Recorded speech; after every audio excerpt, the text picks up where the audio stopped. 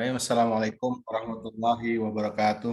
Waalaikumsalam Waalaikumsalam warahmatullahi warahmatullahi wabarakatuh. wabarakatuh. Cukup banyak saat ini ya. Alhamdulillah. Alhamdulillahirobbilalamin. Wassalatu wassalamu ala asrofil anbiya'i wal mursalin wa ala alihi washabihi ajma'in amma ba'du. Asyhadu an la ilaha illallah wa asyhadu anna Muhammadan abduhu wa rasuluh. Allahumma sholli ala Muhammad wa ala ali Muhammad.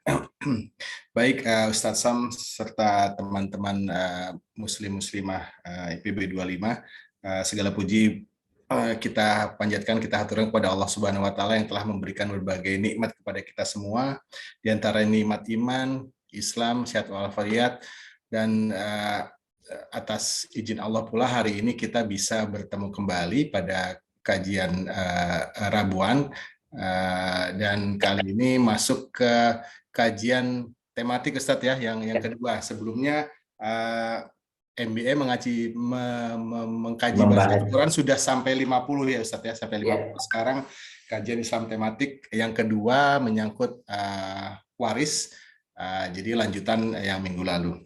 Salawat beserta salam semoga selalu tercurah kepada junjungan kita Nabi Muhammad SAW serta para keluarga, sahabat, dan insya Allah pada kita semua yang insya Allah istiqomah sampai akhir hayat ini, istiqomah pada ajaran Islam ini. Terima kasih tentunya kepada Ustadz Sam yang terus meluangkan waktu setiap Rabu malam untuk berbagi ilmunya, ilmu agama kepada kita semua, dan tentunya juga terima kasih kepada teman-teman yang terus istiqomah hadir pada kajian Rabu malam ini. Baik, saya serahkan selanjutnya kepada Ustadz Sam untuk menyampaikan kajiannya. Silakan Ustadz.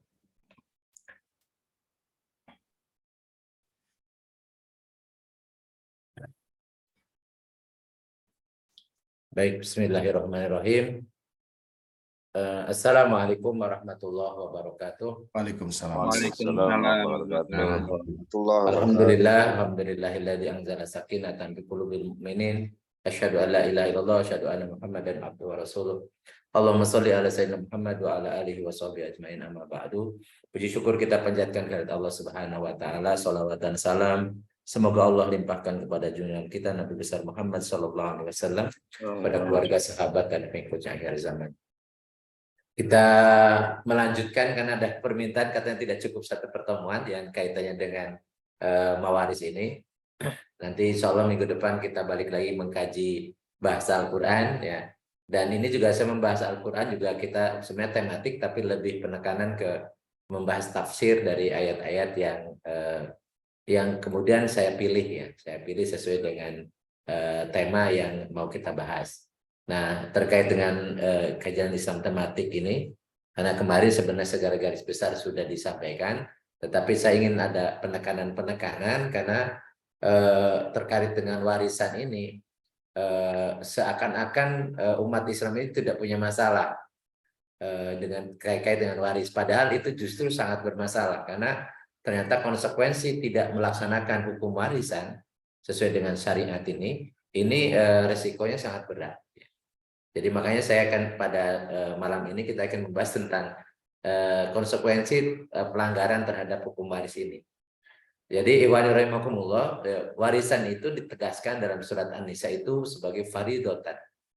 Faridotan itu artinya kewajiban atau ketetapan yang harus dilaksanakan. Ya. Sebagaimana tentang thalabul ilmi ya, thalabul ilmi juga thalabul ilmi faridotun ala kulli muslim. Jadi menuntut ilmu itu wajib bagi setiap muslim. Sementara banyak di antara kaum muslimin yang tidak merasa punya kewajiban, sehingga kalau tidak menuntut ilmu ya aman-aman saja atau ya fine-fine saja lah. Padahal kita tahu bahwa kewajiban itu kalau tidak dijalankan berdosa. Demikian pula terkait dengan warisan. Jadi langsung ayatnya surat An-Nisa ayat 11 itu, di akhir ayat 11 itu dikatakan faridatan minallah. Ya, walaupun terjemahannya biasanya ketetapan dari Allah, tapi maksudnya kewajiban dari Allah. Jadi faridah itu kewajiban dari Allah melaksanakan hukum warisan. Innallaha kana aliman hakimah. Dan sesungguhnya Allah Maha mengetahui. Maksudnya mengetahui siapa orang yang melaksanakan ketetapan Allah, kewajiban Allah, siapa juga yang tidak melaksanakan. Kemudian hakiman, dan Allah itu hakim itu artinya terjemahnya biasa maha bijaksana, tapi bisa yang akan menghukum. Jadi yang otoritas untuk menghakimi atau menetapkan atau memutuskan sesuatu itu ada di tangan Allah. Jadi kalau ini kewajiban tidak dilaksanakan, maka ada sanksi dari Allah Subhanahu wa taala karena pelanggaran yakni tidak melaksanakan kewajiban. Dan kemudian dalam ayat surat An-Nisa ayat 14 ini yang sudah saya sampaikan juga minggu lalu.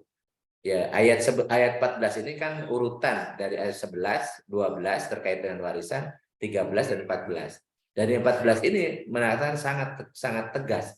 Wa may yasillaha wa rasulahu wa yata'adda hududahu yudkhilhu naran khalidan fiha walau adzabun muhin. Dan barang siapa yang bermaksiat atau mendurhakai Allah dan Rasulnya dan melanggar ketentuan-ketentuannya, yaitu melanggar hukum-hukum warisan, maka Allah akan memasukkan dia naran khalidan fiha, ke dalam neraka selama-lamanya. Ia kekal di dalamnya. Walahu adzabun muhin, dan dia mendapatkan siksa yang menghinakan. Ini yang menurut saya konsekuensinya sangat berat, risikonya sangat besar sekali karena kalau dimasukkan ke dalam neraka selama-lamanya itu hanya orang kafir saja. Artinya tidak melaksanakan kewajiban warisan sesuai dengan perintah Allah, ketentuan Allah, itu resikonya bisa mendapatkan sanksi yang sangat keras, dimasukkan ke neraka selama-lamanya, artinya beserta orang-orang yang kafir. Kemudian Rasulullah SAW juga pernah menyampaikan, man farra min mirasi warisihi qata'allahu mirasahu minal jannati yaumil qiyamah. Barang siapa yang lari dengan membawa warisan ahli warisnya, maksudnya dia mengambil hak warisan dari saudara-saudaranya, dari ahli waris yang lain, maka Allah akan memutus warisannya dari surga pada hari kiamat. Artinya apa? Kalau orang tidak mendapatkan warisan dengan surga, karena semuanya kan milik Allah, jadi Allah tidak memberikan, tidak menyiapkan surga itu untuk orang yang ketika di dunianya mengambil warisan saudara-saudaranya tanpa dengan benar. Ini artinya dia tidak akan masuk ke dalam surga.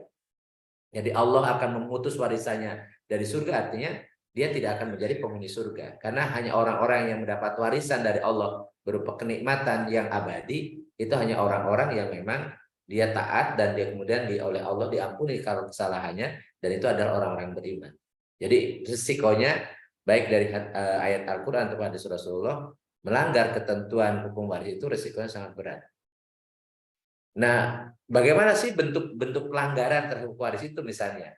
Yang pertama, misalnya mewariskan harta kepada orang yang seharusnya tidak berhak menerimanya. Dan ini bisa terjadi. Ada kasus ada anak angkat mendapat warisan, sementara anak kandungnya kemudian tidak. Atau anak tiri kemudian mendapat warisan, sementara anak kandungnya bisa tidak. Atau ada yang istri karena katanya itu istri nikah siri, udah nggak dapat warisan. Padahal mau nikah siri ataupun tidak, dia selama ini nikahnya sah secara syar'i, statusnya sebagai istri, maka punya hak yang sama dengan istri yang tercatat di KUA. Itu juga bisa menjadi masalah, itu pelanggaran, karena mewariskan harta kepada orang yang seharusnya tidak berhak menerimanya. Atau yang kedua, mencegah atau menahan sebagian atau pembagian sebagian atau seluruh harta waris kepada orang yang seharusnya berhak menerima warisan atau menerimanya. Jadi ini baik mewariskan kepada yang bukan ahli waris atau tidak memberikan kepada ahli waris yang berhak menerimanya, itu bagian dari pelanggaran. Atau menyamakan antara laki-laki dan perempuan dalam pembagian harta warisan, sebagaimana dijumpai dalam Undang-Undang Sekolah Buatan Manusia yang bertentangan dengan hukum syarat, bahwa sebagian perempuan itu setengah dari bagian laki-laki. Ini yang paling banyak. Jadi karena menganggap itu lebih adil, manusia lebih paham tentang keadilan, jadi dibagi rata, dibagi sama. Apalagi sekarang ada istilah persamaan gender dan sebagainya. Ya, ini bentuk-bentuk pelanggaran. Dan kemudian padahal Allah telah menetapkan, karena begitu orang meninggal, maka harta yang ditinggalkan itu kembali lagi pada Allah, milik Allah. Dan Allah mengatakan, innallaha qad a'ta kulladzi haqqin haqqahu fala wasiyatan liwarisi. Melalui hadis Rasulullah SAW, Rasul mengatakan sesungguhnya Allah memberikan setiap yang memiliki hak akan haknya. Jadi tidak boleh menahan hak seseorang yang memang punya hak di situ. Maka tidak ada wasiat untuk ahli waris. Ini menunjukkan bahwa, wasiat itu tidak boleh diberikan kepada kepada ahli waris, karena ahli waris itu memang dia punya hak dari warisan, bukan dari wasiat. Sementara wasiat itu diberikan kepada yang bukan ahli waris, dan itu pun maksimal ada 1/3. Nah, saya mengingatkan kembali, ada ahli waris yang tidak terhalang. Artinya kalau ada ini, ada 6 ini, atau kalau misalnya suami istri artinya ada 5 lah, karena nggak mungkin bareng ya kalau suami atau istri. Artinya ada 5 posisi ini itu tidak dihalangi oleh siapapun. Artinya dia mendapatkan hak warisan. Yang pertama anak laki-laki, yang anak laki kandung, maksudnya seibu sebapak. Jadi anak laki-laki, kemudian baik itu dari ibunya atau dari bapaknya. Jadi anak laki-laki itu menjadi asobah. Jadi dia menjadi pewaris utama. Kemudian anak perempuan itu juga tidak bisa dihalangi. Walaupun dia tidak jadi asobah kalau hanya perempuan saja. Tapi kalau dengan anak laki-laki, maksudnya dengan saudaranya dia laki-laki, maka dia menjadi asobah. Dengan pembagian 1/2 ya.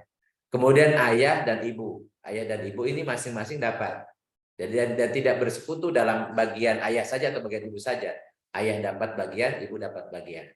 Dan tidak ada, selama yang meninggal itu punya orang tua yang masih hidup, maka orang tua kedua-duanya dapat bagian. Kemudian suami itu kalau istri yang meninggal dia dapat bagian. Kemudian istri kalau kalau suami yang meninggal, maka istri atau beberapa istri itu dapat bagian, ya masing-masing dapat bagian. Ya, setiap istri ya masing-masing dapat bagian.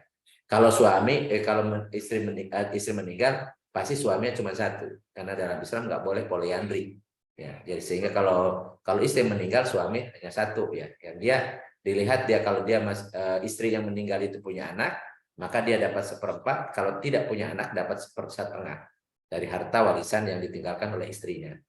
Di mana ketika istri meninggal dia statusnya sebagai suami yang sah. Dan ini yang tidak terhalang oleh siapapun. Kemudian ada ahli waris yang tidak mendapat warisan. Jadi dia sebenarnya statusnya ahli waris, tetapi karena ada sebab namanya mani itu yang mencegah dia untuk mendapatkan warisan, maka kemudian dia tidak boleh mendapatkan warisan. Dalam sebuah makalah, ya, seorang ulama tentang wayumna usahsu minal miros, ada mencegah seorang mendapat warisan itu salah satu dari 3 ini. Salah satu wahidatin min hilali salasin. Jadi dikarenakan ada pencegahnya, ada 3. Yang pertama adalah rokun. Dan rokun itu adalah budak. Jadi kalau ada ahli waris tapi kemudian jadi hamba sahaya, walaupun sekarang itu nggak mungkin ya. Ini zaman dulu di Rasul karena peperangan, seringkali kemudian begitu kalah perang kemudian jadi hamba sahaya. Mungkin yang hamba sahaya itu mungkin nggak ada, atau wakotala atau kotilun. Jadi ahli waris membunuh. Jadi membunuh misalnya seorang anak dia membunuh orang tuanya, maka dia tidak mendapat warisan dari orang tuanya yang dia bunuh. Ini otomatis gugur sebagai ahli waris karena dia pelaku pembunuhan kepada orang yang harusnya mewarisi ke dia. Atau ikhtilafudi. Jadi pindah agama, dia murtad ya. Walaupun anak, tapi kalau dia murtad sudah tidak bisa mewarisi lagi. Karena Rasulullah SAW bersabda, la yarisul muslimu al kafiru walal kafiru al muslima. Jadi seorang muslim tidak bisa mewarisi seorang kafir. Demikian pula seorang kafir tidak bisa mewarisi seorang muslim. Ini hadis riwayat Bukhari. Jadi ada dimasukkan dalam bagan itu masuk ahli waris, tapi gara-gara 3 kondisi itu, atau mungkin yang sekarang itu hanya 2, dia membunuh pewarisnya atau dia murtad ya, pindah agama, maka dia tercegah untuk mendapatkan warisan. Nah, ini yang kemarin saya sampaikan. Jadi ahli waris kalau lengkap semua, ini kalau misalnya pihak perempuan itu ada 9, kalau laki-laki ada 14. Tapi ada yang saya sudah sampaikan, ada yang terhijab. Jadi kalau ada anak laki-laki, maka yang ke kiri, ke samping, kanan atau kiri, berarti paman dan bibi itu tidak dapat karena ada anak, ada asobah. Tapi kalau anaknya cuma perempuan, maka yang kiri atau kanan itu dapat, ya, artinya paman atau bibi dapat. Ya, tapi kalau yang bapak dan ibu itu tetap dapat walaupun ada anak atau istri atau suami ya. Nah sementara kalau kakek ini kalau ada anak ya, kakek ini kalau ada bapak ini maka dia tidak akan dapat. Kemudian cucu kalau ada anak ya juga tidak dapat. Ini namanya ijab mahzub. Jadi yang tertutup sama yang menutup. Kemudian ini yang pembagian ya. Pembagian kemarin sempat dibahas tapi sebentar. Jadi saya ingin mengulang supaya lebih melekat ya, paham ya. Jadi ahli waris itu terbagi menjadi dua, ada ashabul furud atau fard ya, yaitu orang yang mendapatkan bagian yang setelah ditetapkan. Yang kedua ada asobah, artinya asobah itu yang mendapatkan siksa atau yang sisa atau yang menghabiskan. Ya, sisa atau yang menghabiskan. Ya, sehingga kalau ada asobah tidak ada kan sisa. Tapi kalau hanya asbabul furud saja bisa meninggalkan sisa gitu. Nah, ini meninggalkan sisa ini yang kemudian akan ya, bisa mendapatkan nanti yang biasanya tidak dapat warisan tapi dapat warisan ke keponakan atau kepada sepupu dan seterusnya. Nah, kadar waris ashabul furud ini ada 6. Jadi kalau kelipatan 2 itu ada setengah, 1/4 dan 1/8. Kemudian ada kelipatan 3, kelipatan 3 ada 2/3, ada 1/3, ada 1/6. Jadi ini ketentuannya. Jadi makanya kalau menghitung nanti harus disamakan dulu penyebutnya. Ada pembilang dan penyebut kalau perperan ya. Jadi nanti cara menghitungnya nanti disamakan dulu tuh. Kalau misalnya ada yang dapat 1/8, ada yang dapat 1/4 misalnya, maka berarti pembaginya itu adalah 8. Yang satu berarti 1/8, yang 1/4 berarti 2/8 dan seterusnya. Jadi ada penyebutnya yang sama sehingga nanti hitungannya tidak. Walaupun sekarang itu dengan kalkulator ya lebih tepat karena langsung ya pakai pembagiannya, jadi walaupun dengan desimal ya. Tapi ini sangat membantu. Jadi kita bisa lebih mudah menghitungnya. Jadi siapa saja yang jadi ashabul furud, kemudian ditentukan bagiannya, nah nanti kemudian tinggal menghitung. Nah, ashabul furud yang mendapat bagian setengah ya, yang dapat pembagian setengah ada 5 ya, ada 5, yaitu anak perempuan kalau sendirian, jadi anak tunggal perempuan ya dia dapat setengah. Kemudian anak perempuan dari anak laki-laki atau cucu perempuan ya, cucu perempuan kalau dari anak laki-laki cucu itu menggantikan bapaknya. Jadi kalau cucu perempuan sendirian cucunya cuma tunggal. Nah, dari anak laki-laki, nah anaknya ini sudah meninggal misalnya, maka dia dapat warisan dari kakeknya. Itu setengah. Kemudian saudara perempuan kandung seayah seibu. Ini kalau dia sendirian. Jadi dia bersaudara cuma berdua, yang meninggal misalnya saudara laki-laki. Kemudian tidak punya anak, maka saudara perempuan tunggal itu dapat 1/2. Jadi disamakan dengan anak perempuan. Atau saudara perempuan seayah kalau tidak ada saudara perempuan sekandung atau tidak ada anak laki-laki perempuan, tidak juga ada cucu perempuan, ya dia dari saudara seayah saja itu dapat 1/2. Atau suami jika tidak memiliki anak atau cucu laki-laki. Jadi seorang istri meninggal, dia tidak punya anak dan tidak punya cucu gitu. Kemudian jadi suami saja, maka suami dapat separuh. Dan kalau misalnya punya anak, ya maka dia dapatnya 1/4.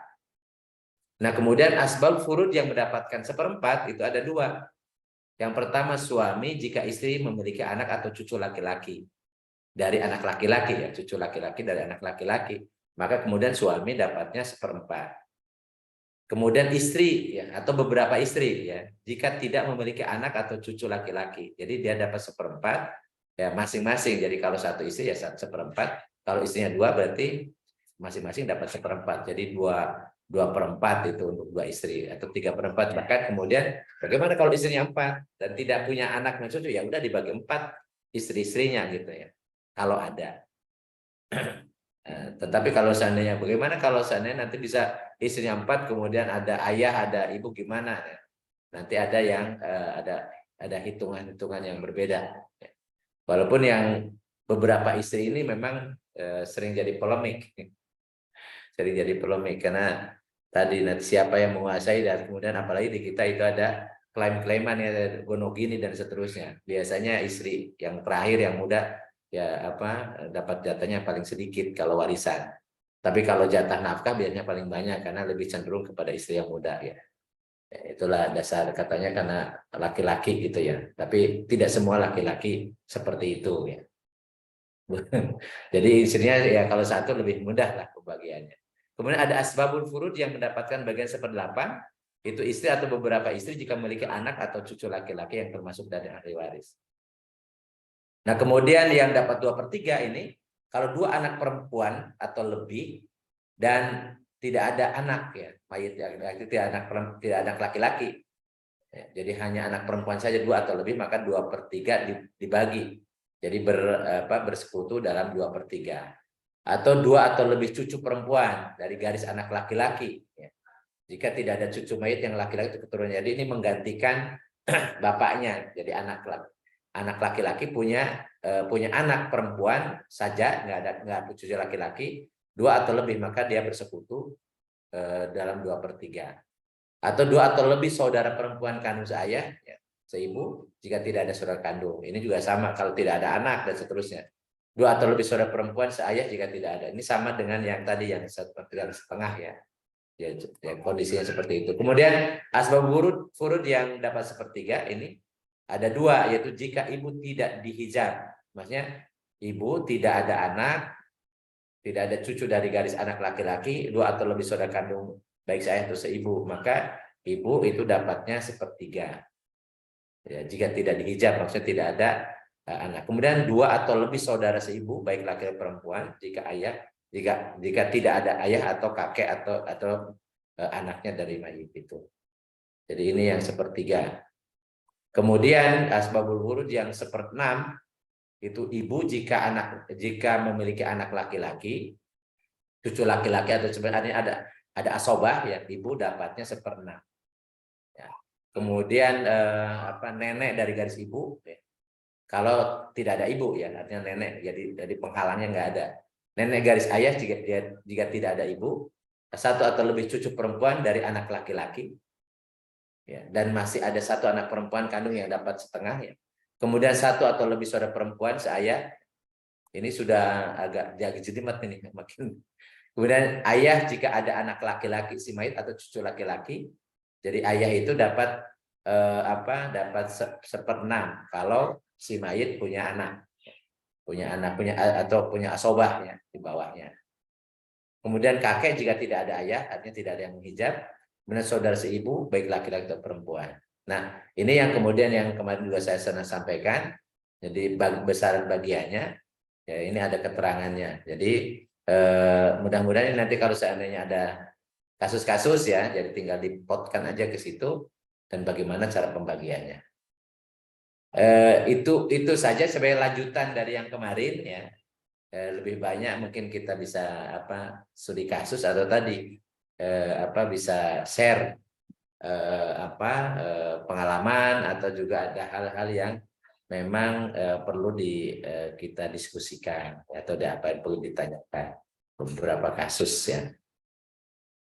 Itu pengantar diskusinya dan karena materinya sudah saya share di grup ya bisa diambil. Saya kembalikan waktunya ke Mas Arya. Baik, terima kasih Ustadz atas penyampaian materinya. Sudah 22 orang, 23 dengan Ustadz yang bergabung nih Ustadz. Dipersilahkan buat teman-teman yang ada yang ingin ditanyakan terkait waris, monggo. Atau sebelum yang lain saya izin tanya Ustadz ya. Boleh, monggo. Iya, terkait kalau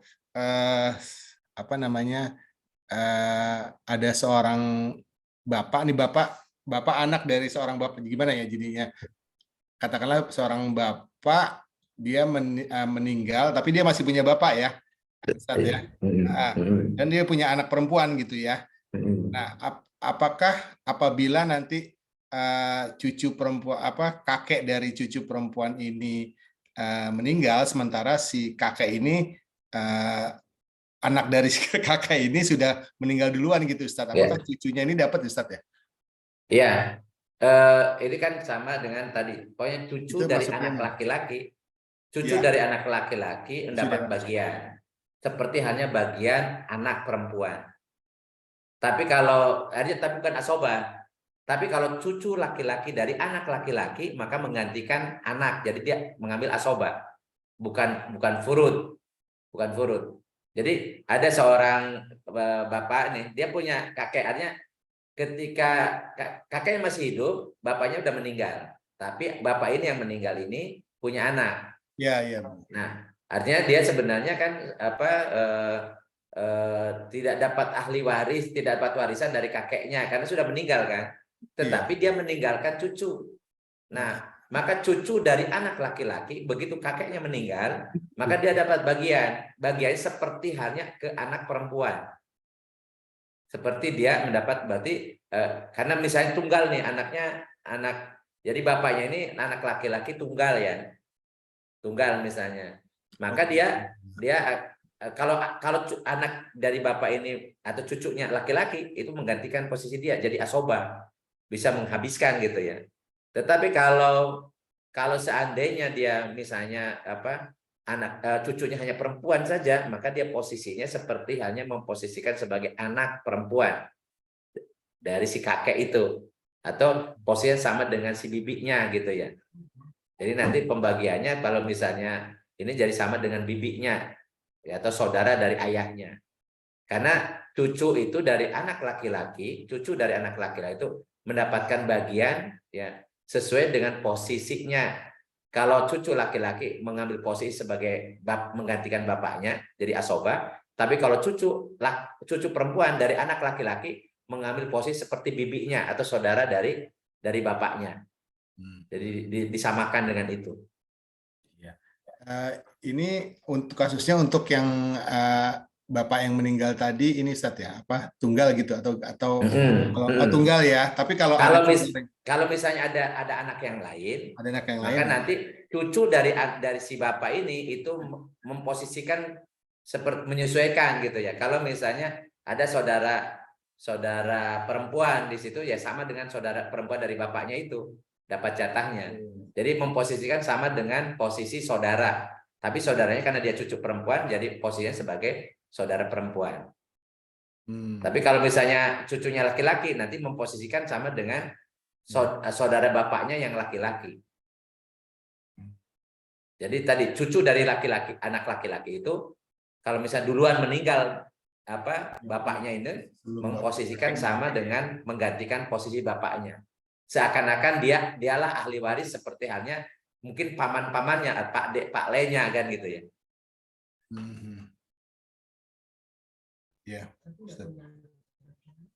Tapi itu dari cucu dari anak laki-laki saja ya. Kalau anak perempuan sudah stop di situ.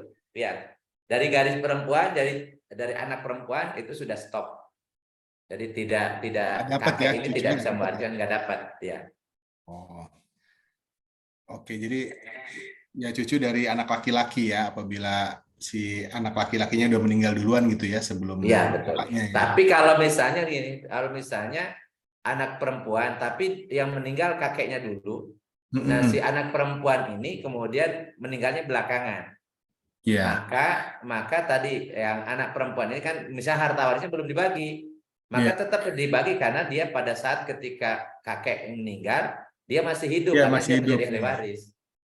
Jadi bukan diwariskan kepada cucu, tapi wariskan kepada ibunya. Dan betul ibunya udah meninggal lagi, maka warisan itu jatuh juga ke cucu dari anak perempuan karena menggantikan pada saat ketika kakeknya meninggal, si anaknya ini masih hidup. Makanya ini kenapa harus segera dibagi karena khawatirnya seperti itu. Takut menumpuk Ustaz. Menumpuk aja kemudian ada yang terputus gitu. Iya. Itu pembagian dari harta ibunya sebenarnya Ustaz ya yang betul. Jadi harta ibunya ibunya. bapaknya gitu ya. Betul. Nah, ini yang jadi masalah juga bagaimana dengan kalau harta yang bercampur. Ya, misalnya tadi ibu dan bapak ya. Jadi ibu dan bapak padahal masing-masing punya ahli waris, bisa berbeda kan. Jadi ini yang memang seringkali jadi masalah, terutama untuk harta-harta yang tidak bergerak ya, ada tanah, ada rumah gitu. Yang sering jadi sengketa, jadi saling klaim. Ya. Baik, makasih Ustaz. Yang lain mangga, kalau ada pertanyaan tuh dari Abi Hakim, monggo silakan langsung. Assalamualaikum warahmatullahi wabarakatuh. Waalaikumsalam. Saya tertarik tadi kita berbicara pembagian waris dengan istri tadi itu. Iya. Misalnya seorang suami punya anak dia, ya, tetapi dia punya istri 2, kan gitu. Nah, yang pertama istri pertama nggak punya anak, istri yang keduanya punya anak tuh, laki perempuan lengkap kan gitu. Nah, dalam ininya konteksnya bahwa ketika suaminya meninggal bahwa si ibu itu dapat bagian 1/8 karena dia punya anak. Nah, pertanyaan saya dalam konteks yang jelaskan oleh Ustaz itu tadi, apakah setiap istri dapat 1/8 kemudian dibagi ke anaknya atau 1/8 dibagi kedua istrinya kan gitu? Mohon penjelasan Ustaz. Makasih. Iya. Ya. Waalaikumsalam. Jadi kalau dengan klausul umum bahwa itu istri, jadi masing-masing berarti kan, karena tidak ada istilah bersekutu, beda dengan anak perempuan. Anak perempuan itu kalau 2 atau lebih maka bersekutu dalam 2/3. Tapi kalau istri itu nggak ada istilah bersekutu dalam 1/8. Artinya maknanya masing-masing dapat 1/8. Jadi artinya 2/8 itu dibagi untuk 2 istri gitu. Baru sisanya berarti 6/8 itu untuk ahli waris yang lain. Oke, dilanjut Ustaz. Ya. Ketika suami meninggal, ya, istrinya 1, anaknya banyak kan gitu, ada laki lagi. Nah, ketika meninggal berarti hak istri kan 1/8. Betul. Tetapi ini tidak segera dibagi misalnya. Nah, dengan alasan ini buat bantu-bantu orang tua kan begitu ya, padahal udah ada hak di situ kan gitu. Nah, ketika ada kurun waktu itu kan dibuat usaha lah, misalnya usaha atau apa itu dibuat usaha sehingga ada hasil. Nah, karena belum dibagi kan gitu kan, ini semua diserahkan ke istri almarhum kan begitu ya.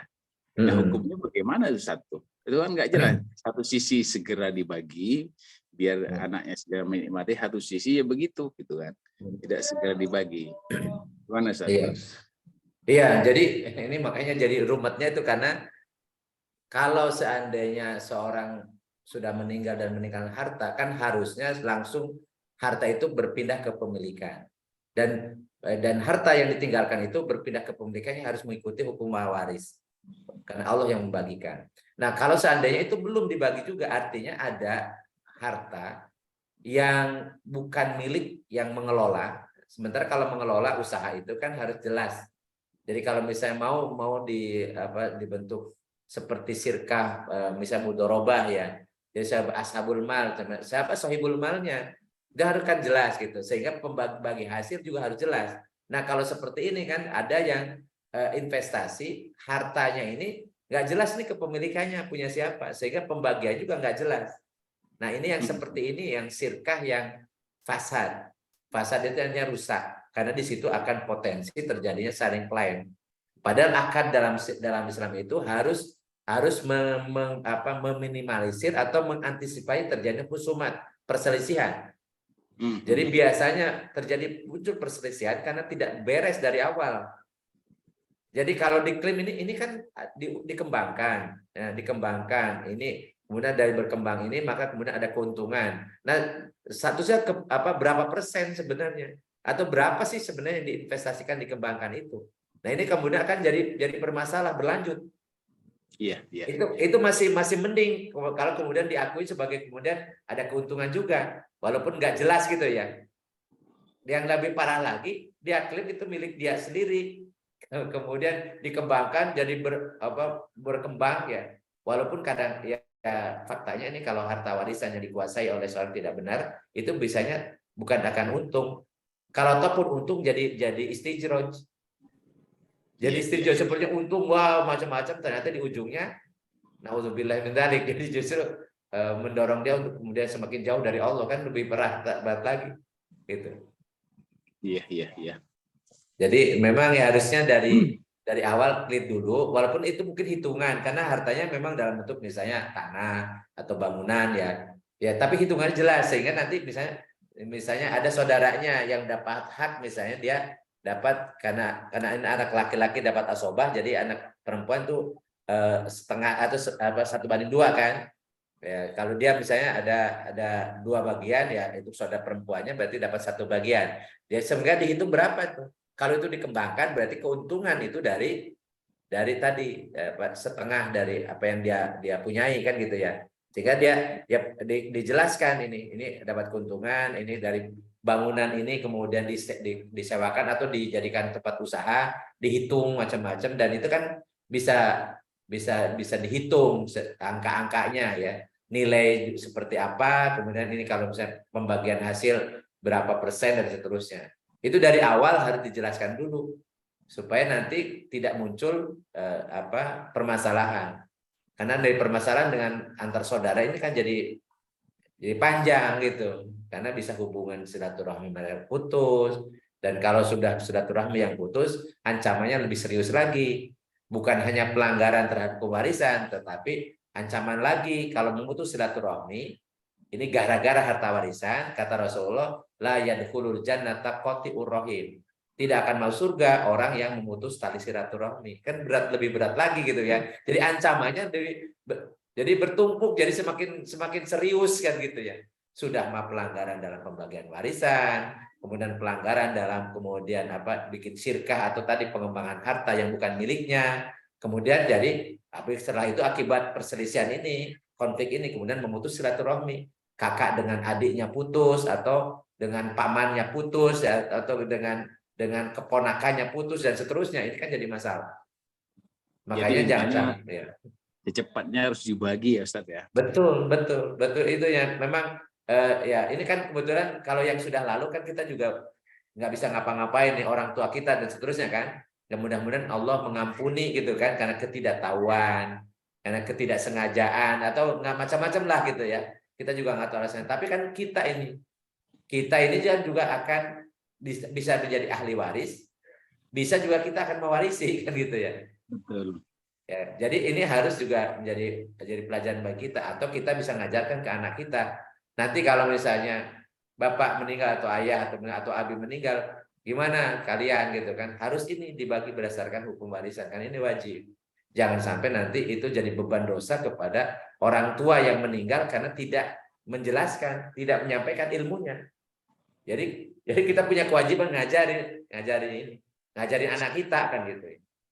Karena terlebih ketika misalnya ada saudara kan, kondisi saudara itu kan beda ya. Ada yang mampu, ada yang enggak, ada yang butuh. Tapi ketika musyawarah misalnya gitu kan, dari 2 orang nggak mampu, nah dia butuh sebenarnya, tapi karena suara sehingga mengikut kebijakan kan gitu ya. Itu kan kita jadi susah. Satu sisi kita ngikutin hasil musyawarah, satu sisi ngelihat kondisi 2 orang ini kan nggak mampu kan gitu kan. Dan itu butuh kan gitu.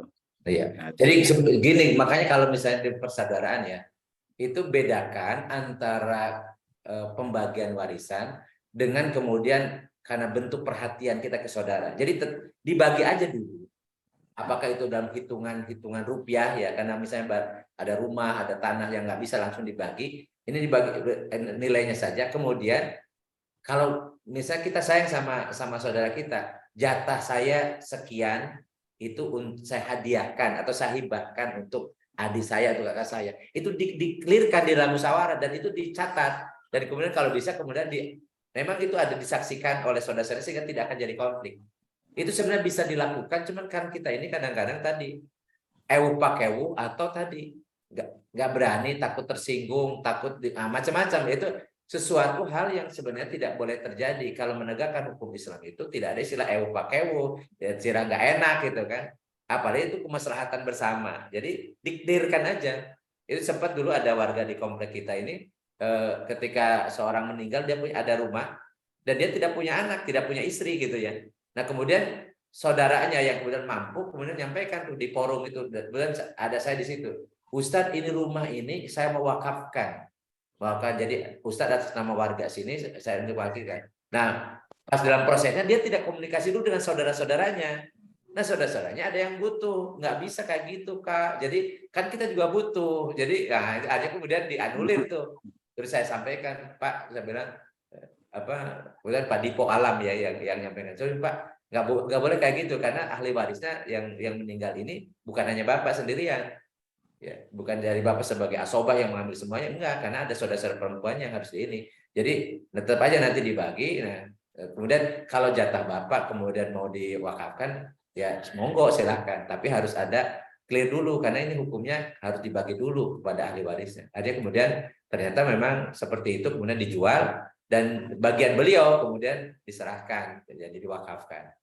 Ya, diwakafkan. Jadi sengaja dia datang kemudian ini karena laku rumahnya ini sesuai dengan akad saya Ustadz, saya wakafkan, kemudian ya tadi ke masjid ya disampaikan ke masjid. Jadi itu contoh-contohnya. Jadi tidak bisa kemudian sepihak atau merasa ini ya udahlah yang lain pasti setuju kok padahal belum ditanya gitu kan. Nah, nggak boleh kayak gitu. Jadi kan tidak semuanya tidak membutuhkan, ya bisa ada yang butuh, sangat butuh. Nah dibicarakan saja kemudian bagian itu kalau dia memang ingin berbagi dengan saudaranya, ingat kalau kita berbagi dahulukanlah orang paling dekat.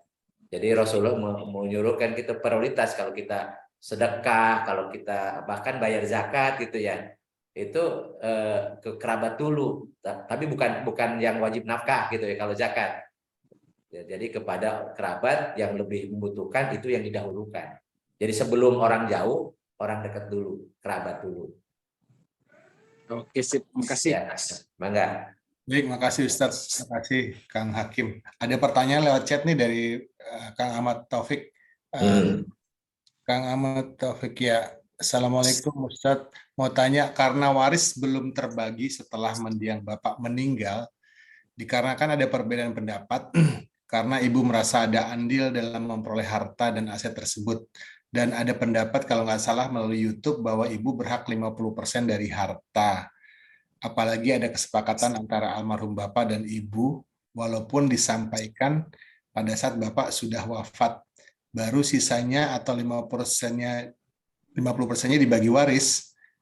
Ustadz bisa menangkap mungkin Ustadz? Ya, bisa. Bisa, baik Ustadz. Ya, Ustadz, silakan. Jadi harta, makanya ada istilah harta gonogini ya. Ini sebenarnya kalau dalam fikih Islam nggak ada istilah gonogini gitu ya. Tetapi sebenarnya ketika masih hidup itu apa yang berlaku, karena Rasulullah ada kaidah usul mengatakan al muslimuna inda syurutihim. Jadi muslim itu terikat dengan syarat-syarat yang mereka buat. Jadi kesepakatan yang mereka buat pada awal ketika dia masih hidup.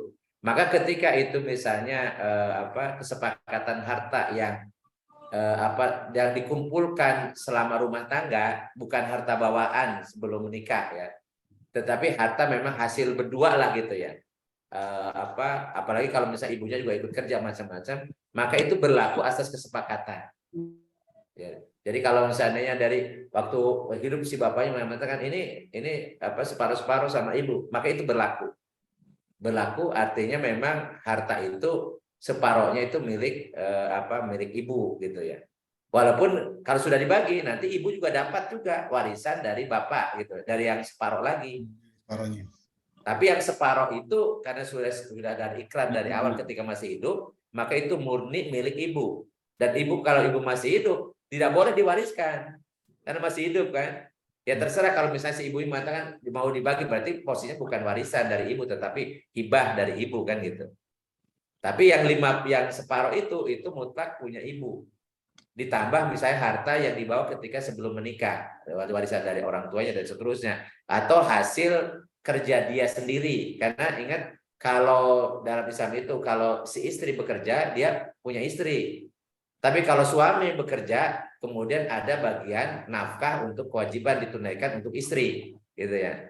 Jadi enaknya jadi istri dalam Islam itu. Kalau dia ngumpulin harta, dia punya dia. Si suami nggak berhak. Tapi kalau misalnya si suami kerja, punya penghasilan, si istri punya hak. Nah, punya hak gitu ya. Jadi jadi enak tuh jadi istri itu. Makanya bagiannya juga dia dapatnya separuh daripada laki-laki kan. Karena dia dapat tadi tambahan gitu dari suami. Dia dari suami itu laki-laki kan gitu. Jadi dibagi dulu setelah 50% itu jangan dibagi, warisan itu punya ibu. Nah, ketika dibagi 50% itu, maka karena ibu punya anak, karena bapak ini punya anak, maka si ibu dapat 1/8. Jadi 50% plus 1/8. Nah, yang 7/8-nya itu baru dibagi untuk ahli waris yang lain. Kalau di situ ada anak laki-laki, berarti anak laki-laki itu yang jadi asobah, kemudian dibagilah anak perempuan itu 1/2 dengan anak laki-laki. Ya. Jadi seperti itu, Kang Taufik. Ya, tunuhun Pak Ustadz. Jazakallahu khair. Bangga. Ya, terima kasih Ustadz. Terima kasih Kang Taufik. Silakan yang lain apabila ada pertanyaan. Mas Hari, monggo silahkan, sudah buka. Terima kasih. Assalamualaikum. Langsung. Waalaikumsalam. Ini yang pertama, ada dua. Yang pertama ini saya terkait dengan surat An-Nisa ayat 14. Itu kan dasari dari kewajiban seorang Muslim untuk melakukan waris ya, melaksanakan hukum waris. Betul. Nah, di sini saya kok belum melihat ya batasan seberapa besar seorang Muslim diwajibkan melakukan ibadah warisan. Ini yang saya agak sedikit bingung karena tidak semua mungkin Muslim itu memiliki harta untuk diwariskan. Ini yang pertama barangkali seperti itu dulu, Pak. Iya. Iya. Ini kan cerita kalau si orang meninggalkan warisan. Artinya hak kepemilikan itu berpindah. Saya pernah nyampaikan minggu lalu bahwa semua yang ada di dunia termasuk kita ini milik Allah. Ya. Inna lillahi, kita milik Allah. Lillahi ma fis samawati, milik Allah semua apa yang di langit dan di bumi. Kemudian ketika kita hidup diberikan izin oleh Allah untuk memanfaatkan. Makanya sebutan memiliki. Jadi memiliki sementara ketika dia hidup saja. Nah, begitu dia yang pemiliknya ini yang diberikan izin oleh Allah meninggal, maka wa ilaihi rojiun, kita kembali lagi, maksudnya kepemilikannya pun kitanya juga kembali kepada Allah, kepemilikan yang diizinkan ketika kita masih kembali kepada Allah.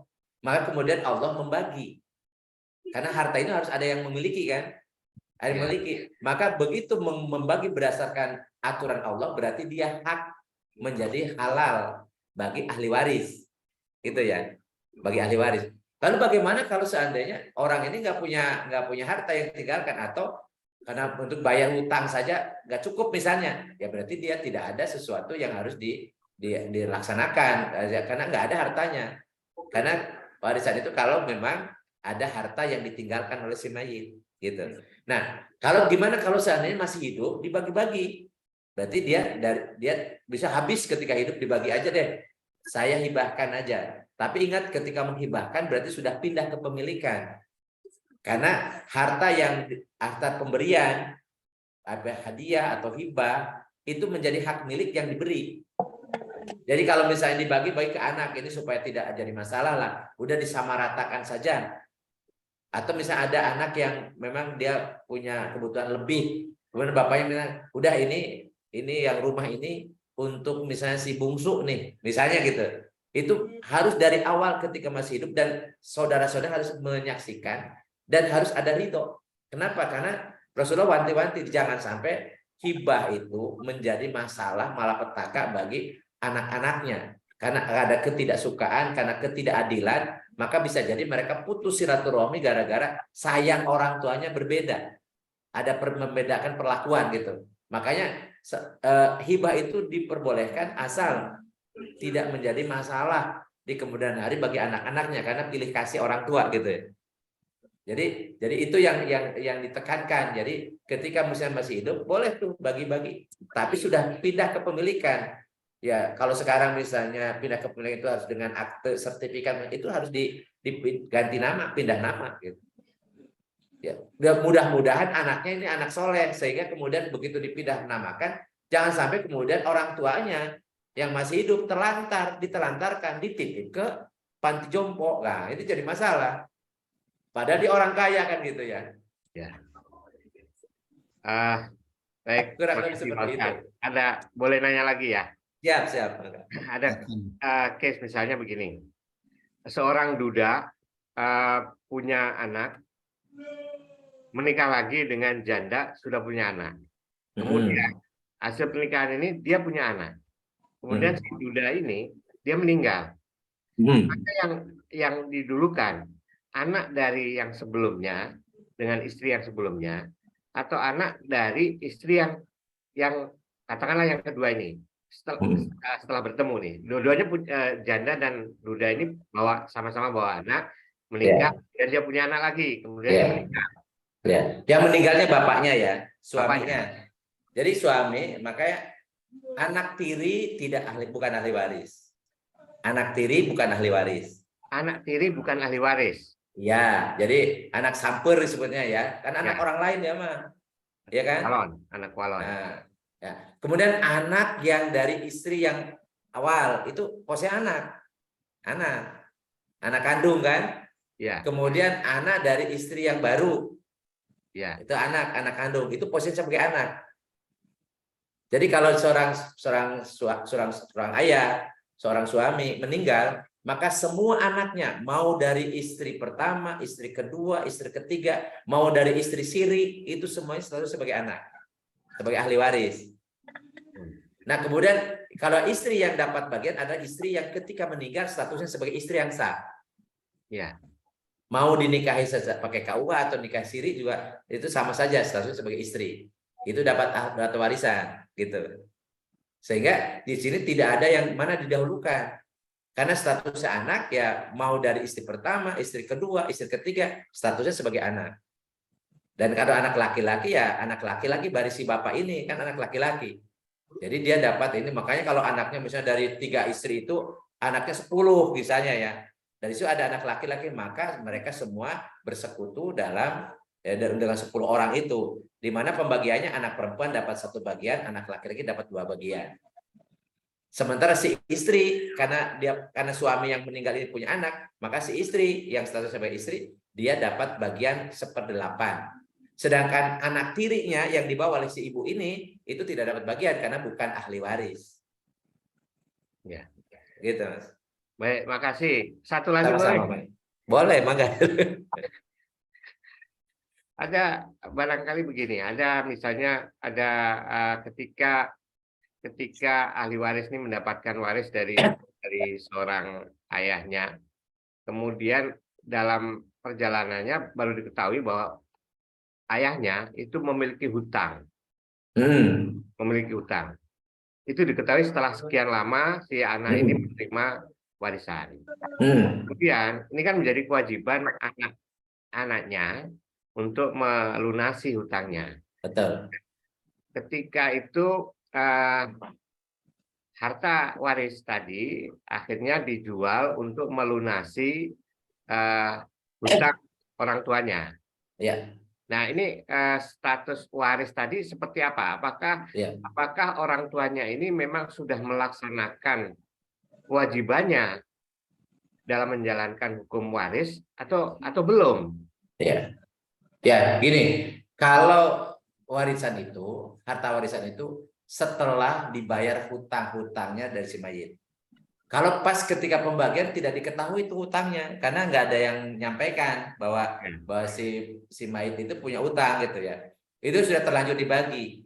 Sudah terlanjur bagaimana? Atau paling sudah terlanjur dipakai gitu ya. Nah, maka yang kewajiban melunasinya adalah anak laki-lakinya. Anak laki-lakinya yang dapat 2 bagian itu. Ya. Tapi kalau kebetulan memang itu belum dipakai, misalnya dalam bentuk rumah atau tanah, belum pernah dipakai walaupun sudah dibagi hak kepemilikannya gitu ya. Maka berarti itu dianulir tuh. Jadi warisannya dianulir. Kenapa? Karena harus bayar hutang dulu gitu. Oh. Jadi tergantung kasusnya. Jadi kalau diketahui setelah dibagi dan dipakai, karena asumsinya tadinya nggak punya hutang, jadi itu hak bagi ahli waris. Sudah terlanjur dipakai atau sudah terlanjur dijual, macam ya kan nggak bisa dianulir lagi. Kalau sudah pindah tangan, sudah diperjualbeli, akan jual beli sudah sah, kan nggak bisa ditarik lagi tuh. Ya. Maka kalau itu terjadi, maka kewajiban membayar hutangnya adalah jatuh ke anak laki-lakinya. Kalau anak laki-lakinya sanggup bayar. Dan bagaimana kalau anak laki-lakinya nggak sanggup? Justru yang kaya anak perempuan. Maka anak perempuan itu tidak wajib, tapi dia sebagai birrul walidain, bakti sama orang tua, sebaiknya anak-anak walaupun tidak punya kewajiban, sebagai bakti sama orang tua, yang mampu, walaupun anak perempuan, dia berbakti orang tua dengan melunasi hutang-hutangnya. Kenapa? Karena nanti kalau hutang belum dilunasi di dunia, di akhirat ditagih. Ya. Nah, ditagih itu kalau kita sayang sama orang tua kita, lunasilah hutang-hutang mereka gitu kan. Makanya warisan itu setelah dibayar hutang. Nah, sebaliknya bagi kita nih para orang tua yang akan meninggalkan ya dunia, jangan banyak hutang. Kasihan kalau misalnya anak kita nanti terbebani dengan hutang-hutang yang kita tinggalkan. Makanya jangan ada hobi minjam. Ya. Dan kalau minjam dikasih tahu tuh. Jadi orang-orang itu, anak kita atau istri kita dikasih tahu kita punya hutang. Jangan sembunyi-sembunyi karena jadi masalah gitu. Karena hutang itu salah satu di antara penyebab orang disebut muflis. Muflis itu orang bangkrut. Rasul mengatakan, bagaimana pendapat kalian kepada sahabat nih? Siapakah menurut kalian orang yang muflis, orang bangkrut itu? Para sahabat mengatakan orang tadinya kaya sekarang nggak punya uang lagi. Kata Rasul bukan. Orang yang nanti di akhirat dia membawa pahala banyak. Dari sholatnya, dari sodakohnya, dari hajinya, dari macam-macam tuh. Tetapi pada saat bersamaan dia punya hutang ke si A, ke si B belum dibayar. Dia dolim ke si A, dolim ke si B. Dia mengambil hak si A, si B dan seterusnya. Nanti kemudian mereka akan nagih di akhirat. Maka dibayarlah dengan kebaikan, dengan pahala-pahala yang mereka yang si orang ini punyai. Sampai habis ternyata yang nagihnya masih banyak. Maka keburukan dari orang-orang yang nagih itu ditimpakan ke dia sehingga dia tidak menyisakan pahala sedikit pun, dilemparkan ke dalam neraka jahanam. Naudzubillah min dzalik. Itulah orang yang bangkrut. Maka supaya orang tua kita tidak bangkrut, hendaklah para ahli waris perhatian untuk membayarkan hutang-hutangnya. Kalau itu memang hartanya belum dibagi, jangan dibagi karena bukan harta warisan. Kalau seandainya untuk hutang pun nggak cukup, balance dulu hutang-hutangnya. Kalau ada sisa baru jadi ahli waris. Tapi kalau tidak ada sisa malah mewariskan hutang. Jadi bisa jadi nanti ketika si mayit meninggal ternyata hartanya habis, bahkan masih ada sisa hutang, maka anak laki-laki ketempuan dia punya kewajiban untuk melunasinya.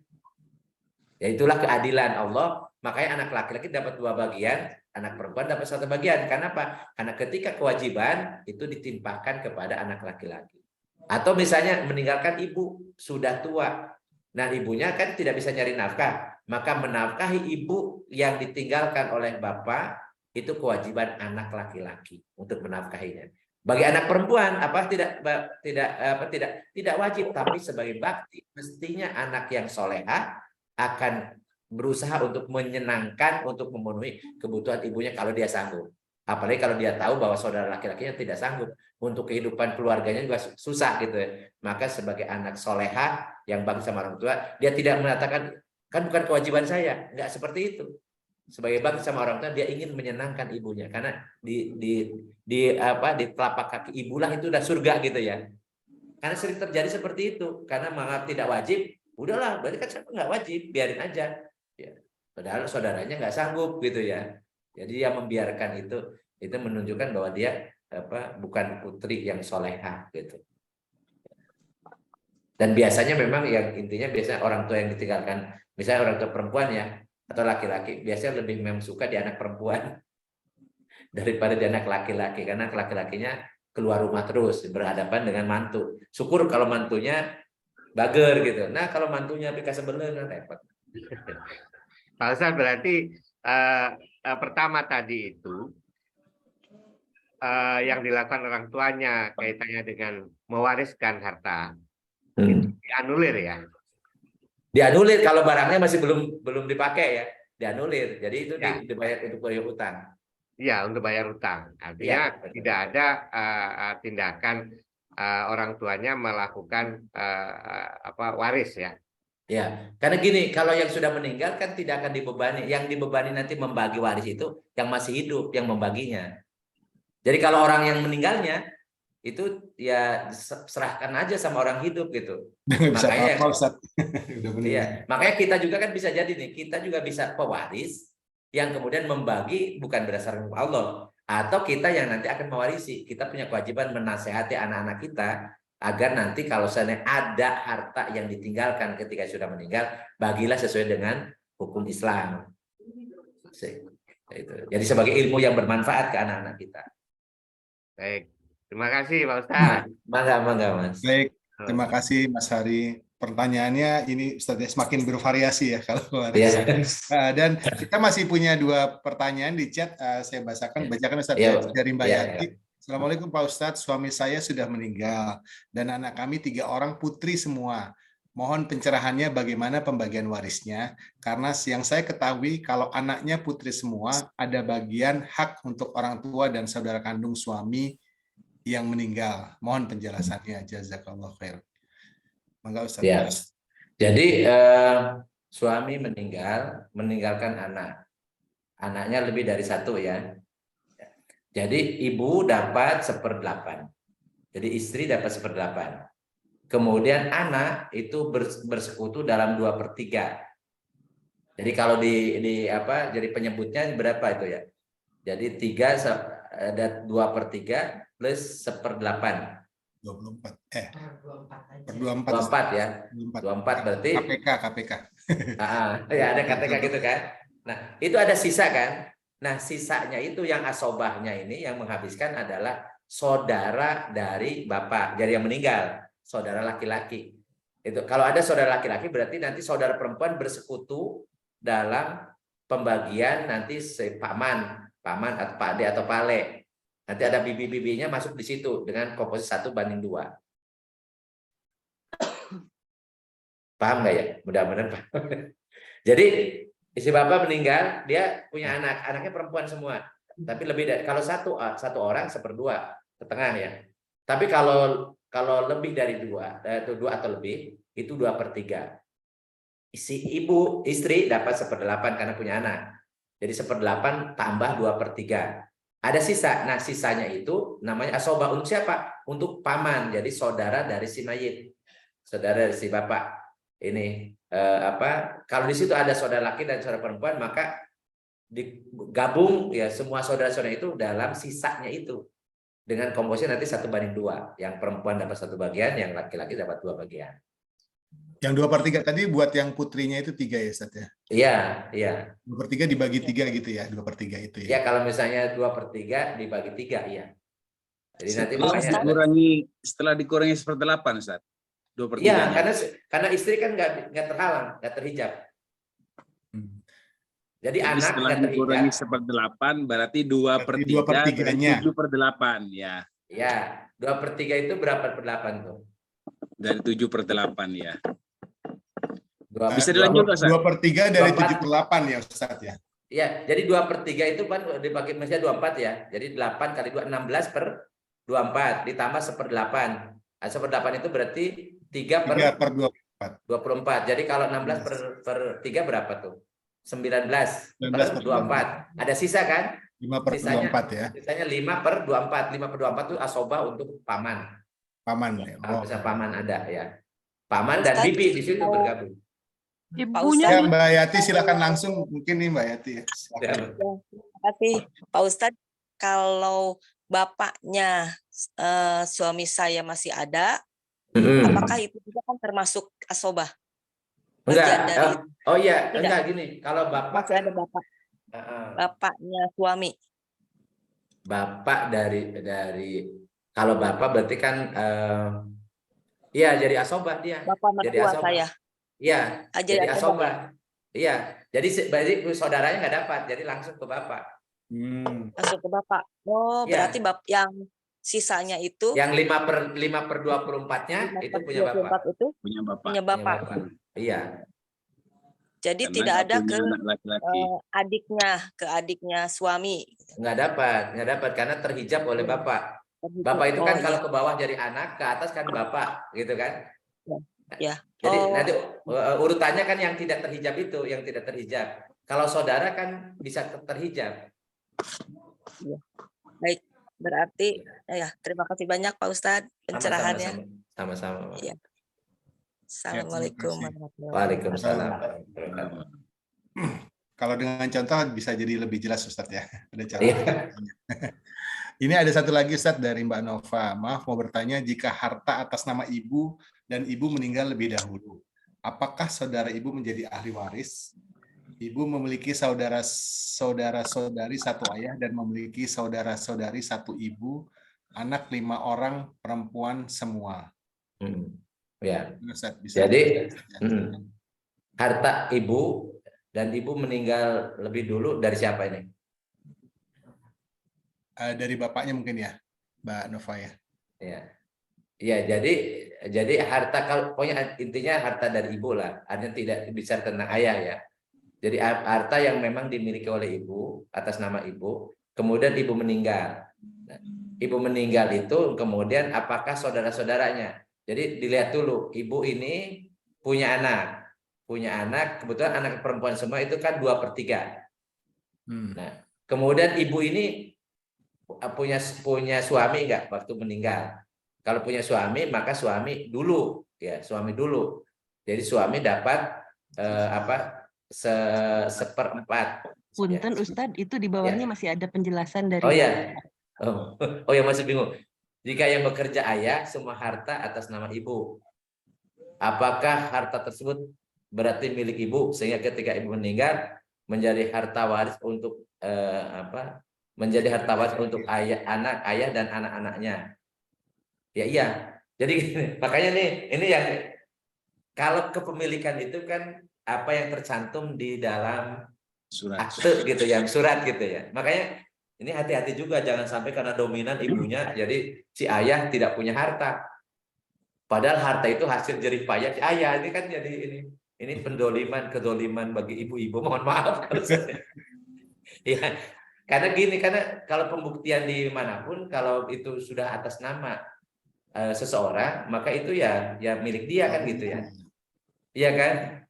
Jadi kalau memang seperti itu, ya mau tidak mau kalau misalnya si ibu meninggal berarti ayah jadi ahli waris.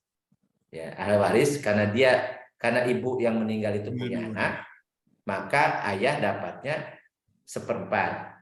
Ya kan? Nah, kemudian anak-anak karena ini perempuan semua itu dapat 2/3. Jadi 2/3 sama seperempat. Dari seperempat berarti ada 12/12 ya. Seperempat per 12. Ya, 3/12 ditambah 6/12 ya. 9/12. Jadi 9/12. Ada sisa kan? Ada sisanya 3/12. Nah, itu siapa asobahnya? Nah, asobahnya berarti kan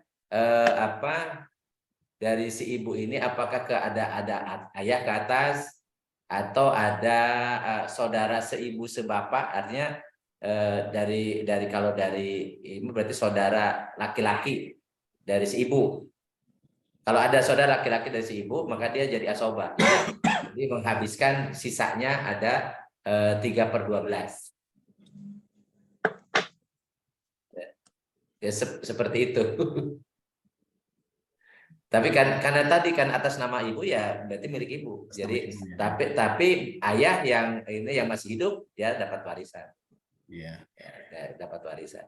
Jadi berpegangan pada bukti yang sah Ustadz ya mungkin ya. Iya, karena susah. Gitu ya. Karena pembuktiannya kan susah kalau meskipun semua tahu yang bekerja ayah gitu ya, tapi kalau udah atas nama ibu ya itu harta ibu berarti ya yang mesti dibagi. Iya, iyalah. Oke, baik. Terlepas kemudian dulu ada perjanjian apa gitu ya itu urusan ketika masih hidup kan. Iya. Seperti pertanyaan tadi ini ya, Kang Taufikus itu Ustadz ya, bahwa ada. Iya, betul. Dan itu bisa sebagai apa ya? sebagai apa, komitmen itu bisa diperhitungkan juga Ustadz ya, kalau harta disampaikan bahwa ini punya berdua gitu. Iya, jadi makanya dari intinya gini, harta itu kan harus ada siapa yang memiliki. Karena memiliki itu berarti dia punya wewenang untuk mengelola atau memanfaatkan. Karena definisi kepemilikan kan musyari bil intifa'i bil ain. Jadi ada izin dari Allah untuk memanfaatkan sesuatu. Jadi kalau milik dia berarti dia yang punya hak, yang lain nggak boleh. Nah, biasanya di kita ini yang repotnya kan nggak jelas tuh harta begitu dicari ketika berumah tangga ya. Makanya tadi saya katakan kalau perempuan dalam Islam itu dia cari uang juga, maka yang hasil cari uang dia itu punya dia. Jadi si suami nggak punya hak untuk mengelola, untuk apa memanfaatkan gitu, kecuali diizinkan. Ini istrinya bager banget, malah ya pokoknya kasihan ya ayah lah, pokoknya malah difasilitasi gitu. Itu berarti istrinya bager banget ya. Tapi kalau dia mengatakan, oh saya kan nggak punya kewajiban ya, hak dia gitu. Jadi si suami nggak usah kepo, dia punya uang berapa, udah urusan dia kan. Ya, nah tetapi kalau suami dia mencari nafkah, maka punya hak istri. Istri punya hak di situ. Terserah mau dikasih berapa, sesuai dengan bil ma'ruf kan, muasyarah bil ma'ruf, sesuai kelayakan saja gitu ya. Dan dia memang, dan kalau kemudian ini pokoknya saya titip lah gitu ya, semua yang penghasilan itu diserahkan ke istri. Istri tidak boleh mengklaim itu semua milik dia. Jadi dia hanya, dan kalau dia memanfaatkan itu harta titipan suami, maka dia harus izin dulu kalau mau menggunakan sesuatu yang itu bukan hasil jerih payah dia. Dia punya hak hanya untuk nafkahnya. Jadi bukan untuk yang bil ma'ruf yang wajar ya. Nah, cuman masalahnya kan yang seperti ini, kalau misalnya ATM dipegang istri, semua nomor rekening dipegang istri, nah sehingga suami harus menggantungkan dalam hidupnya kepada istrinya. Ya, untung alhamdulillah kalau istrinya itu soleha. Nah, kalau istrinya itu enggak soleha, jadi si suami ya, repot gitu. jadi lagi minta duit gitu. Ini minta duit. insya Allah kalau ibu-ibu yang di sini kan soleha semua. Saya Amin, insya Allah. ya, itu. Maaf, bisa nambahin pertanyaan. Kan boleh gantian nggak? Ada Gugut Iya, Kang Gut udah angkat tangan tuh, kasihan capek. Enggak Kang? Saya turunin Kang ya, itunya tangannya. Ya, kalau saya sih gini Kang, enggak kan apa, mungkin pertanyaannya kan apa, yang meninggal bapak, terus bapak ini dengan ibu ya, terus anak tuh laki 3, laki semua lah, nggak ada anak perempuan. Nah, apakah ke atas atau ke samping dari bapak itu bisa juga dapat, ataukah semua dihabiskan oleh anak laki yang ada di sini, Pak? Jadi yang dapat bagian kalau masih ada kakek masih hidup. Kalau kakek udah nggak ada, nenek nggak ada, ya kakek nenek udah nggak ada, ibu dapat. Kalau ibu dapat 1/8. Sisanya yang 7/8 silahkan bertiga ini dibagi rata. Karena laki-laki semua. Oh, jadi ke samping, sudah ke samping dari udah bapak? Udah nggak ada, karena ada penghijab, ada anak laki-laki. Oh. Anak laki-laki itu asoba itu yang utama. Jadi ya udah habis gitu. Yang dapat bagian hanya ibu kalau masih hidup, dapat 1/8. Ya kan? Ke atas itu kakek sama nenek. Tapi kalau kakek sama nenek nggak ada.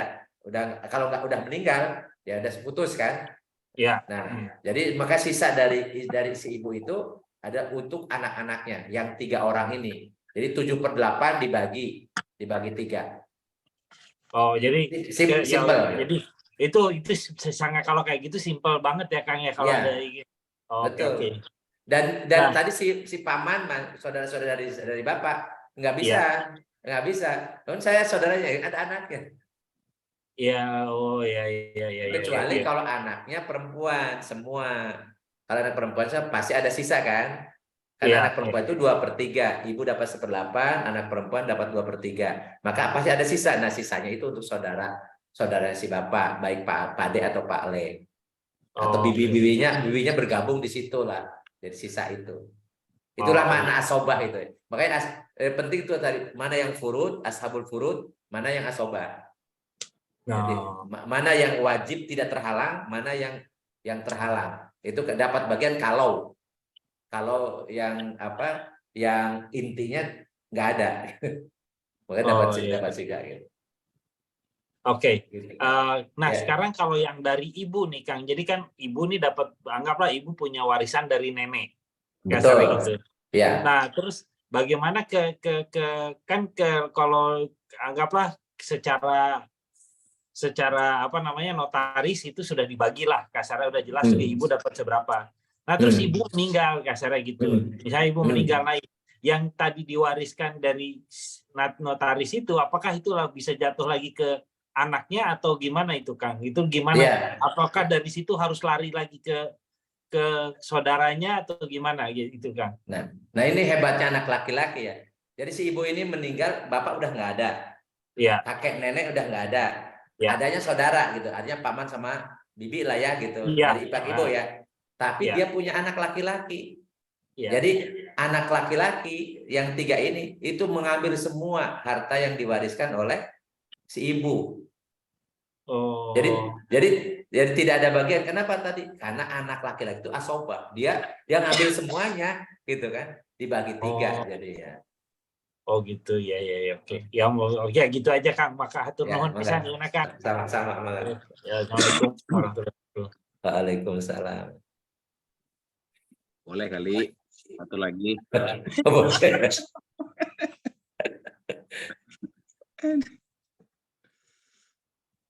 Materi presentasinya udah dibagi, Pak. Jadi di grup nanti kalau ini bisa dibagi lagi. Ada yang ngechat. Yang sama yang kemarin juga ya. Boleh nggak satu? Ini ada satu lagi nih. Kita dulu, Pak ya. Ustadz, bila ada anak laki ahli waris sudah meninggal tapi punya anak, apakah hak waris anak laki-laki itu turun ke anak laki-lakinya? Iya. Tadi sudah disampaikan ya. Cucu dari anak laki-laki itu menggantikan bapaknya, jadi menggantikan anaknya. Jadi dia posisinya sama dengan bapaknya. Jadi kalau kakeknya meninggal, maka dia mendapat warisan atas nama bapaknya yang laki-laki. Kalau cucu dari anak laki-laki, tapi kalau cucu dari anak perempuan nggak dapat. Itu penegasan aja. Ya silakan. Bisa diperlihatkan lagi satu presentasi tadi yang ada ashabul furud kalau tidak salah ya. Kita tolong boleh dikasih lihat lagi Ustadz ininya katanya. Iya. Mungkin nanti nanyanya ke rumah aja langsung. Silakan. Jangan malam ini ya, ke rumahnya besok. Bareng-bareng Ken. Pas subuh aja, Kang. Iya. Nggak apa-apa tuh, masih ada waktu, masih ada 7 menit. Boleh nggak? Satu. Silakan. Tadi umumnya nih, zaman sekarang kan harta itu diperoleh berdua. Umumnya suami istri itu bekerja ya. Nah, dan harta itu diperoleh oleh 2 ini. Umumnya sekarang ini. Ya. Kemudian kebetulan ini, misalnya di atas namakan istri atau di atas namakan suami. Oke, ketika punya anak laki-laki selesailah, gampangan gitu. Nah, ketika ada perempuan semua, misalnya, kan itu ada harta suami tapi ada bagian istri, kan gitu ya? Iya, betul. Nah, kalau nanti misalnya si istri minta, punya saya juga ada di sini, kan gitu ya? Apakah itu harus dipotong dulu 50%? Ya kan? 50%-nya atau separuhnya. Begitu juga yang suaminya, kan gitu ya? Nah, kemudian baru dibagi ke ahli warisnya, gitu. Jadi nggak fair juga. Misalnya ini suami istri kerja, udah beli nih, udah ini atas nama istri atau atas nama suami. Ketika misalnya atas nama suami ini atau atas nama suami misalnya, kebetulan anaknya perempuan semua, ya kan? Kan berarti kan saudara atau yang ke atasnya kakeknya atau saudara laki-laki dari suami kan dapat. Kan gitu ya. Tapi kalau istrinya bilang begini, istrinya nih, antar dulu, punya saya diambil dulu, misalnya gitu, boleh nggak seperti itu? Ya ini tadi makanya gini, kan ada yang tertulis harta itu, ada yang tidak tertulis. Nah yang tertulis itu biasa pembuktian kan dengan sertifikat itu ya, nama siapa yang tercantum di situ ya. Itu kalau yang tertulis, artinya yang ada evidennya lah gitu. Nah kalau yang tidak ada evidennya itu memang berdasarkan kesepakatan ketika masih hidup. ketika masih hidup. Karena kesepakatan itu pasti ketika ini, dan makanya kesepakatan itu sebaiknya memang tertulis juga supaya nanti ada ketika intinya gini, dalam Islam itu jangan sampai ada perselisihan gara-gara warisan. Intinya gitu kan. Jadi makanya semuanya berujung ke keputusan kepada Allah dulu. Jadi kalau ditinggalkan dan sudah meninggal itu mau tidak mau suka nggak suka itu harus ngikutin hukum faraid, hukum mawaris ini ya. Dan pembuktiannya itu harus ada evidennya bahwa kalau klaim-klaim itu kan susah. Kalau misalnya di pengadilan itu pasti yang menang yang punya yang namanya tercantum di situ kan. Iya. Atau yang secara urutan warisan dia bukan ahli waris gitu. Itu makanya ini ya jadi dari perhatian bagi kita kalau seandainya misalnya kita udahlah supaya ini dari saya masih hidup aja dibagi-bagi, tolong dirubah juga kepemilikannya ke anak kita kan gitu ya. Jadi memang sudah milik anak kita. Ya. Jadi kalau misalnya tadi misalnya udahlah anak saya kok udah paham nanti dibagi juga berdasarkan mewaris ya alhamdulillah kalau kita ini kan artinya kita juga tidak terlalu ribet gitu ya tapi kita mewarisi ke anak-anak dan sudah dijelaskan juga diajarkan juga ilmu waris ini kepada anak kita sehingga memang tidak akan masalah gara-gara harta warisan jangan sampai masalah anak-anak kita jadi pecah jadi putus silaturahmi itu yang jadi masalah gitu kan. Jadinya kita mewariskan keburukan kepada anak kita. Karena kalau yang putus silaturahmi itu kan ancamannya jelas juga gitu. Rasulullah mengatakan tidak akan masuk surga orang yang putus silaturahmi. Jangan sampai kita gara-gara harta yang kita tinggalkan anak kita putus silaturahminya. Kakak sama adiknya dan seterusnya kan gitu. Ini kan jadi masalah. Dan sekarang itu banyak kasus gara-gara harta warisan kemudian saudara ini pecah. Itu banyak. Dan artinya berarti orang tua yang ketika sebelum meninggal dia meninggalkan harta tapi tidak menjelaskan ilmunya, tidak ngajarin kepada mereka agar patuh taat kepada aturan Allah kan gitu ya. Ini menjadi pelajaran bagi kita, penting kita nih menyadarkan. Dan itu juga kita ketika kita masih hidup kita pertama jangan kemudian diam-diam punya hutang diam-diam atau punya istri diam-diam gitu. Punya istri lagi diam-diam itu kan jadi masalah. Karena nanti mereka ahli waris tapi tidak dianggap ahli waris. Ini kan jadi masalah di akhirat nanti mereka nagih kan gitu ya. Nah, ini kan nikah siri mau nikah dengan KUA tetap aja hukum syara itu tidak tergantung nikahnya dicatat KUA atau tidak. Kalau sah secara syar'i bahwa dia istrinya atau dia ada anak dari istri siri itu sebuah anak kita dan juga istri kita gitu. Dan nanti tidak bisa mengelak gitu. Makanya kalau punya istri lagi tolong dikasih tahu anak-anaknya. Ya, kalau punya istri lagi jangan diam-diam. Ya, karena bermasalah nanti. Nanti di akhirat daripada nagih di akhirat mendingan di dunia. Ya ribut-ribut ya salah sendiri kenapa diam-diam waktu nikah kan gitu ya. Jadi makanya jangan seenaknya nama istri tapi diam-diam gitu. Karena khawatir huru-hara. Itu resiko kan gitu ya. Jangan diam-diam. Yang punya istri lebih Tiba-tiba datang waktu meninggal saat ya istri kedua. Jadi artinya kesepakatan di awal tuh lebih penting ya, Ustadz ya. Betul. Musyawarah, terus dibukukan, ditulis ada bukti kan gitu ya. Ada kalau kita ada saksinya. Apalagi kalau sekarang juga notaris misalnya, itu lebih kuat. Tapi minimal di keluarga itu sudah tahu gitu sehingga tidak akan muncul permasalahan. Di kemudian hari apakah itu wasiat, apa itu hibah dan seterusnya sehingga tidak ada klaim-klaim nanti orang sudah meninggal tidak bisa dibuktikan karena yang pemiliknya sudah nggak ada kan gitu. Jadi susah. Muncullah konflik gitu. Jadi Islam itu mencegah ya. Jadi bukan kuratif tapi preventif dulu gitu loh. Jadi syariat Islam itu preventif. Jadi sebelum terjadi masalah besar maka dari awal. Dan pasti kita pada posisi gitu. Artinya ketika disepakati di awal bahwa nanti harta ini bukan milik pak suaminya semua. Iya. Kalau itu bisa diambil yang gitu ya. Itu akan lebih bagus kan lebih oke. Iya. Makanya tadi hukum gonogini itu sebenarnya nggak ada dalam fikih Islam.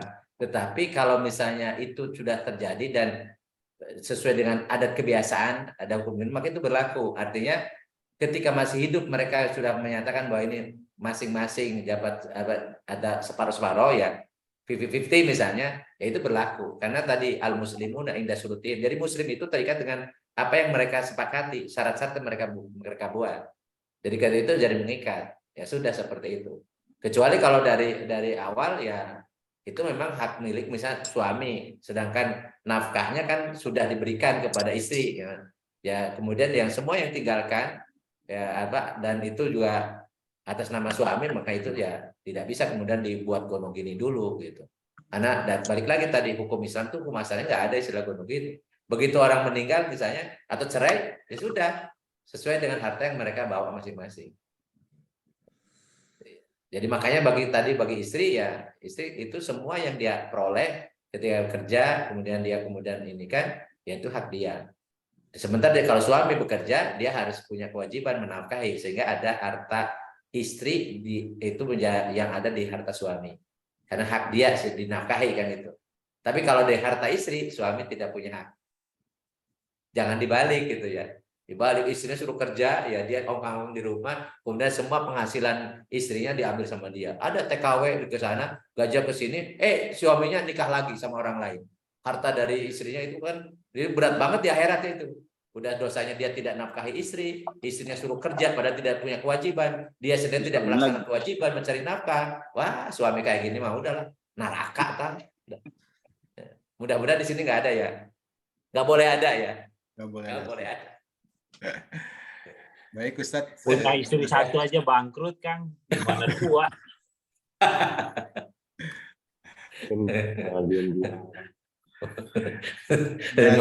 Setengah 10 Ustadz.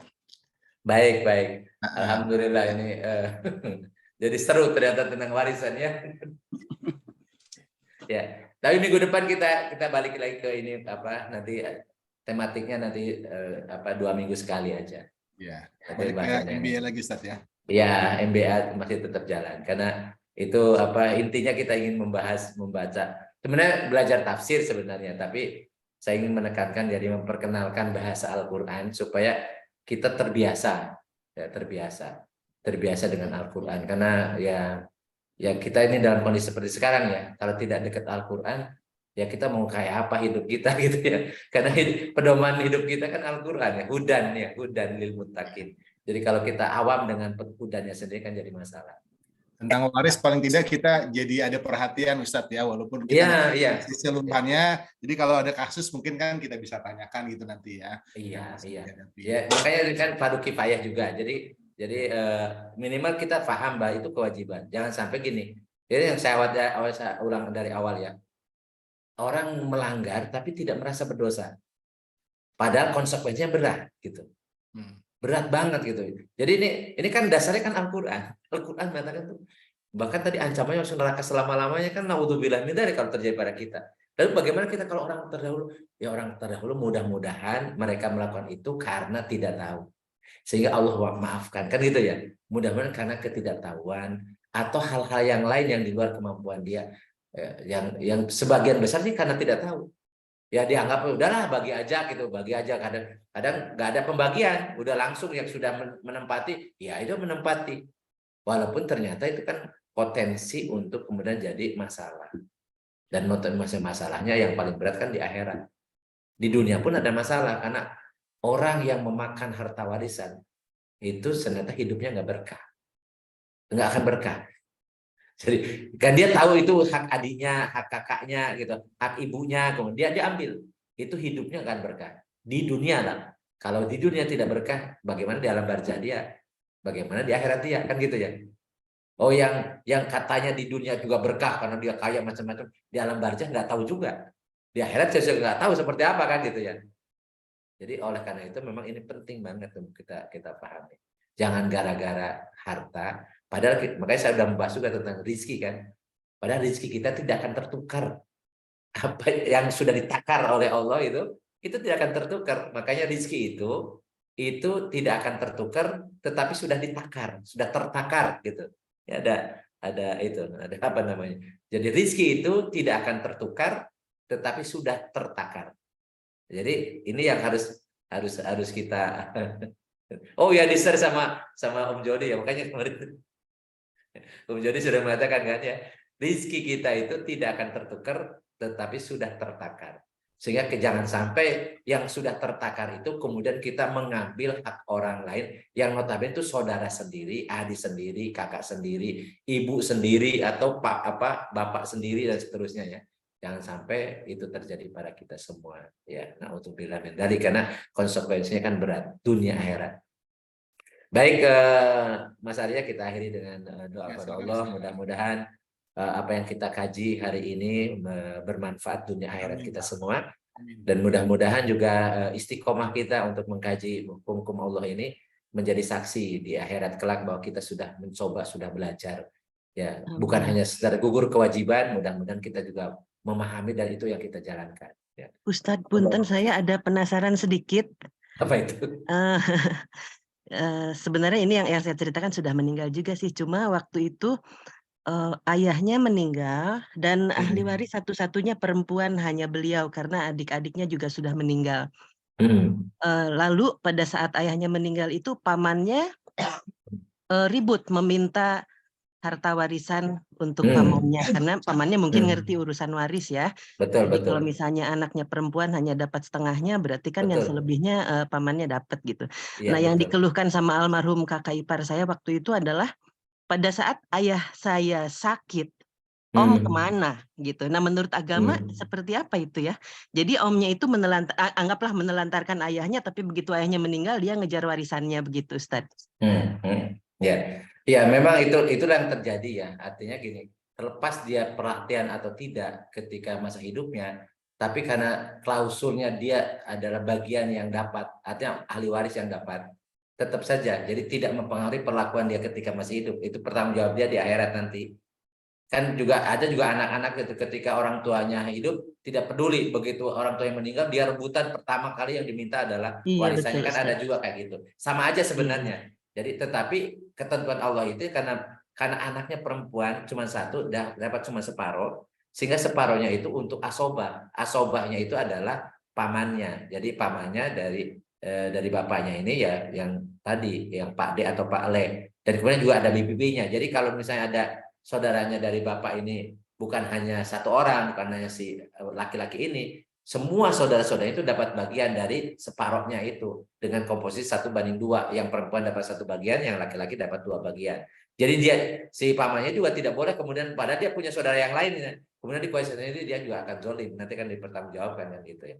Jadi bedakan ketika dia masih hidup, kemudian dia bakti atau tidak, berbuat baik atau tidak, itu dengan bagian ahli waris, karena bagian ahli waris itu Allah yang menetapkan.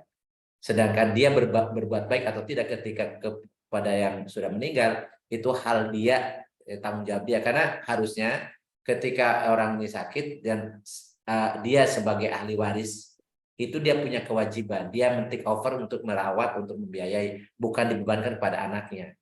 Karena dia asobahnya gitu ya. Jadi walaupun anaknya, yang ternyata cuma anaknya doang gitu. Sebenarnya pamannya ini kemudian saudaranya dari ayahnya itu tidak peduli dan seterusnya, ini kan jadi salah. Karena dalam Islam itu siapa yang ahli waris dia juga punya kewajiban.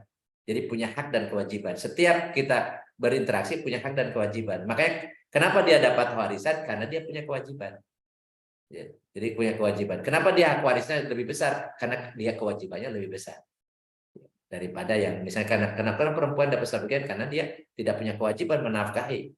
Walaupun tadi saya katakan sebagai orang yang berbakti sama orang tua tidak semestinya ada anak perempuan mengatakan kan saya tidak punya kewajiban, kan kakak yang punya kewajiban. Nggak seperti itu. Anak solehan nggak seperti itu. Kalau dia mampu, ya walaupun bukan kewajiban, karena setiap kebaikan birrul walidain itu luar biasa. Ya kunci keberkahan hidup itu kan di orang tua. Jadi jangan sampai ada anak perempuan tidak peduli sama orang tuanya karena dia menganggap kan tidak wajib gitu. Kan ada kakak laki-laki gitu. Jadi nggak seperti itu. Jadi kata-kata sama dengan kita melaksanakan sunnah. Yang sunnah ini nggak apa-apa. Enggak, bagi orang yang ingin dapat pahala besar, ya dia tidak hanya memikirkan dan penting gugur kewajiban, enggak. Yang sunnah pun dia upayakan untuk dilakukan. Kenapa? Karena memang amalan yang wajib ya kita lakukan nggak cukup kemudian memasukkan kita ke surga atau untuk menghindari kita ke neraka, enggak. Tapi kita harus ada perbuatan-perbuatan yang sunnah sifatnya, tetapi itu mendatangkan keridhaan Allah, mendatangkan kesukaan Allah. Jadi harus diupayakan ya. Dan berbakti sama orang tua, baik anak laki-laki atau anak perempuan, itu kunci keberkahan hidup. Intinya seperti itu. Jadi mudah-mudahan kita tidak ini. Jadi kalau ataupun misalnya tadi yang ditanyakan itu misalnya pamannya tidak peduli, itu urusan dia dengan Allah.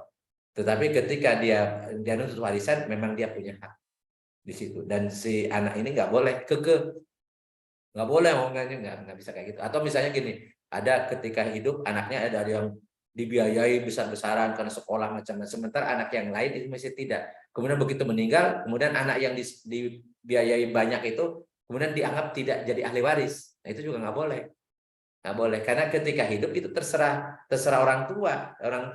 Karena kebetulan anak ini pinter, kemudian dia tekun macam-macam, dibiayai. Sementara ada misalnya saudaranya atau kakaknya, adiknya boro-boro di sekolah ini, sekolah juga malas-malesan macam-macam, kemudian dia tidak dibiayai sekolah karena memang dia malas gitu. Dan ketika bapaknya meninggal, nggak boleh kemudian, kan kamu kan sudah ngabisin biaya waktu kuliah sekolah kamu macam-macam, kamu tidak berhak lagi, nggak boleh. Itu berarti dia melanggar hukum waris, ya kan bermasalah dia kan gitu. Jadi tidak berkah. Jadi seperti itu. Jadi hukum waris ini sifatnya mutlak, karena ini ayat-ayatnya muhkamat, ayat-ayat hukum tidak bisa diinterpretasikan ke yang lain. Ya, yang pewaris itu sudah disebutkan di situ. Asbabul furud siapa saja, asoba itu siapa saja sudah ditegaskan. Sehingga ya walaupun nggak sreg gitu ya, nggak sreg ya, karena ya nggak sregnya itu mudah-mudahan bisa dihilangkan dengan ketaatan pada Allah, sehingga kemudian malah akan menjadi tambah pahala bagi si ayah yang sudah meninggal. Ya, sementara bagi si paman ya dia akan bertanggung jawab kalau dia menunaikan haknya diambil tapi kewajibannya nggak ditunaikan, ya dia akan diminta pertanggungjawaban kan.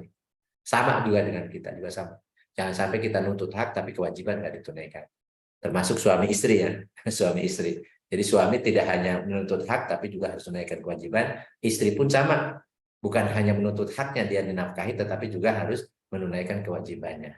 Jadi karena di setiap kewajiban ada hak pasangan kita, ya. Di setiap hak ada kewajiban, dan itulah hidup. Baik, wa'alaikumsalam, mudah-mudahan apa yang kita bahas hari ini. Hatur nuhun Ustaz. Sampai. Allahumma sholli wa sallim wa barik ala sayyidina wa habibina karimina wa dhurrina wa lana Muhammad wa sallim radhiyallahu tabaraka wa ta'ala an kulli sahabati Rasulillah ajmain. Allahumma anfa'na bima 'allamtana wa 'allimna ma yanfa'una wa zidna ilman nafi'an. Allahumma yassir lana umurana kullaha wa la tu'assir alaina. Allahumma hasil maqasidana. Rabbana la tuzigh qulubana ba'da idh hadaitana wa hab lana min ladunka rahmatan innaka antal wahhab. Rabbana atina fid dunya hasanah wa fil akhirati hasanah wa qina adzabannar. Wa sallallahu ala sayyidina Muhammadin wa ala alihi wa sahbihi wa barik wa sallim. Subhanakallahumma wa bihamdika asyhadu an la ilaha illa anta astaghfiruka wa atubu ilaik. Subhana rabbika rabbil izzati amma yasifun wa salamun alal mursalin walhamdulillahi rabbil alamin. Assalamualaikum warahmatullahi wabarakatuh. Waalaikumsalam warahmatullahi wabarakatuh. Terima kasih Ustaz Sam. Assalamualaikum warahmatullahi wabarakatuh. Terima kasih teman-teman semua. Sampai ketemu Rabu depan. Waalaikumsalam. Assalamualaikum warahmatullahi wabarakatuh.